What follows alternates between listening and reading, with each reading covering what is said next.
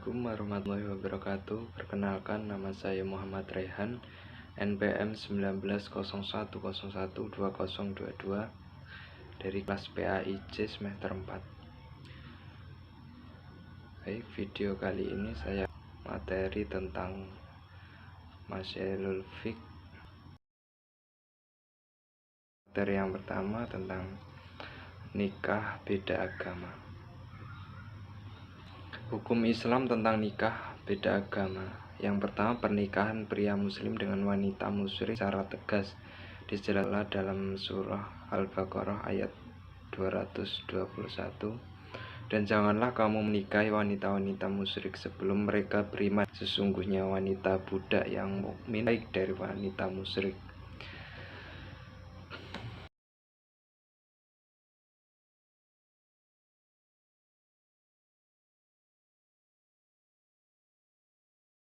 Pernikahan wanita muslim dengan lelaki non-muslim.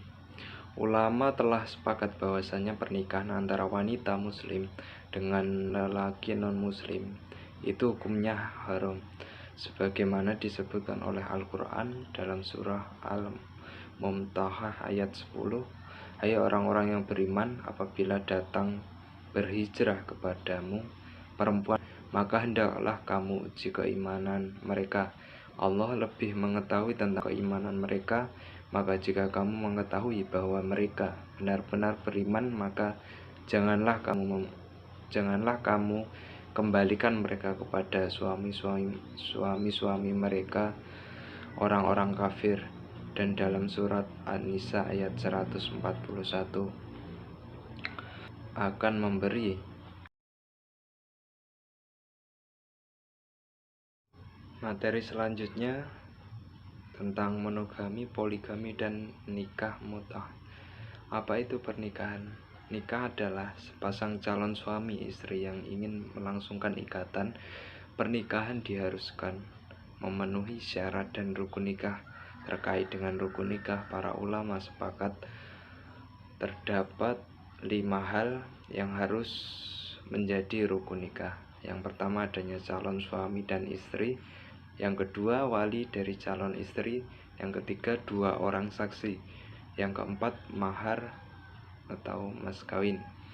Yang kelima, ijab kabul. Selanjutnya, hukum monogami. Monogami berarti sistem yang memperbolehkan seseorang laki-laki mempunyai 1 istri pada jangka waktu tertentu.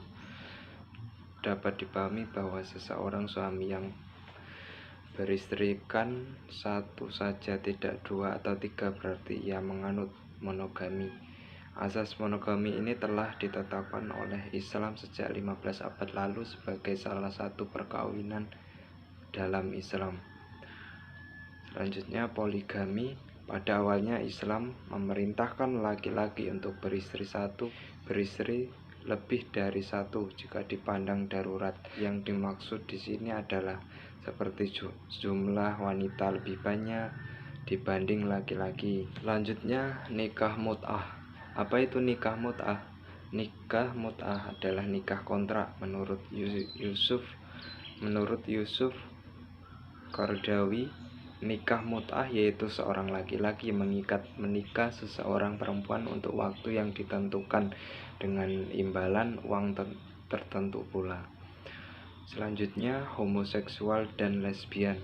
Secara bahasa, homoseksual berarti hubungan seks dengan pasangan sejenis baik laki-laki atau perempuan. Tapi kemudian istilah homoseksual ini mengalami penyempitan makna, yaitu diperuntukkan untuk pria yang mengadakan hubungan seks dengan pria lainnya yang dalam bahasa Arab disebut liwat. Adapun dampaknya adalah kerusakan moral, dan menurut ahli jiwa, pelaku penyimpangan seks berupa homo dan lesbian dapat menghilangkan keinginan seseorang untuk melangsungkan pernikahan. Selanjutnya, hukum homo dan lesbian. Dalam Islam, hukum homo dan lesbian yang telah terbukti harus dihukum, dan ada 3 hukuman. Yang pertama, hukum mati. Yang kedua, dihukum seperti hukum zina. Yang ketiga, diganjar dengan hukuman ta'zir. Materi selanjutnya, khitan wanita. Di masyarakat, istilah khitan wanita kurang populer dibanding hitam laki-laki karena bentuk kita yang pertama ini biasanya bersifat tertutup dan tidak terdapat resepsi seperti yang biasa dilakukan pada hitam laki-laki. Dilihat dari sejarah pun kurang jelas berbeda dengan kesehatan laki-laki. Itu jelas bahwa laki-laki yang pertama kali dikhitan adalah Nabi Ibrahim. Terkait dengan usia, biasanya dapat perbedaan umur khitan wanita dan laki-laki. Untuk wanita biasanya dilakukan ketika anak itu masih bayi, sedangkan untuk laki-laki biasanya pada usia sekolah dasar sekitar umur 6 sampai 12 tahun. Tetapi di daerah tertentu terdapat kebiasaan kita dilakukan ketika anak itu masih bayi. Selanjutnya, zakat hasil tanah yang disewakan. Pengertian zakat, kata zakat atau zakat dan puasa dari bahasa Arab secara bahasa artinya suci, tumbuh, berkembang, dan berkah. Makna secara bahasa ini yang mencerminkan sifat zakat yang terdapat mensucikan harta dan jiwa, mengatur nilai positif yang dapat dikembangkan berupa kebaikan bagi muzaki dan kemaslahatan ekonomi bagi mustahil. Adapun menurut para ulama mendefinisikan dengan harta tertentu yang wajib dikeluarkan sebagainya kepada para mustahi. Adapun Sayyid Sabiq mendefinisikan zakat adalah suatu nama Allah yang harus dikeluarkan oleh manusia kepada seniornya. Sabiq menambahkan dinamakan zakat karena mengharapkan berkah, kesucian diri, dan bertambahnya kebaikan.